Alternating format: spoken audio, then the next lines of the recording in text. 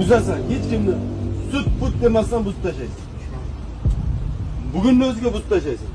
Narsapol ichidagi odamni ko'mib tashlaysan kuchot.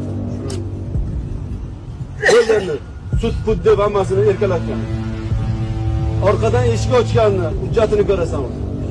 Sizga o'xshaganlar tizimga tupurib qo'ygan. Tupurib qo'yganingiz uchun behurmatlik qilib sud putiga ham deb odam podami bilan ko'mib tashlashni aytyapsiz. Hokim bo'lib turib nima? Hamma vakolat qo'limizda, xohlaganimizni qilamiz degan tushuncha bormi miyangizda? Ha? Yo oddiy odamni u haqmi, nohaqmi sud orqali bilmasdan turib bunaqa prikazlar berish qaysi kalla bilan? Prezident sizlarga nima ishonch berib qo'ydi, bo'ldi, xohlaganinglarni qilishinglar kerak deganimi? Sud putiga qaramasdan ko'mib tashlalaringda. Kimsan sen ko'mib yuboradigan?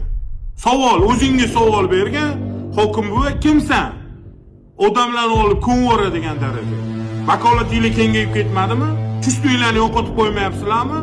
Qanaqa o'rnak bu? Qanaqa hokim bu? Siz atrofingizdagilar qanaqa o'rnak bo'lyapsiz? O'zingizga savol bering. Gapirayotgan gapda ma'no bormi? Bosh ishlaydimi? Uni buzishdan oldin kallang bilan o'tirib yerga buzgandan foydami? U noinsoflarga shuncha pul berdik, 30 milliard, 50 milliard pulimni oldik. Nima qilasan u pulni? Sen nima? Katta xolangi pulimi bu? Minfinni puli.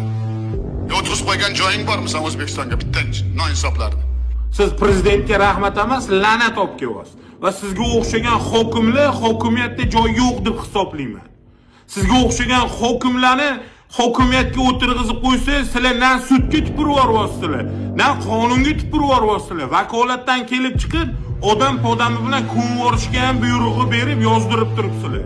Bu turib olib qilib yozib turavergandan borki ish bitmaydi.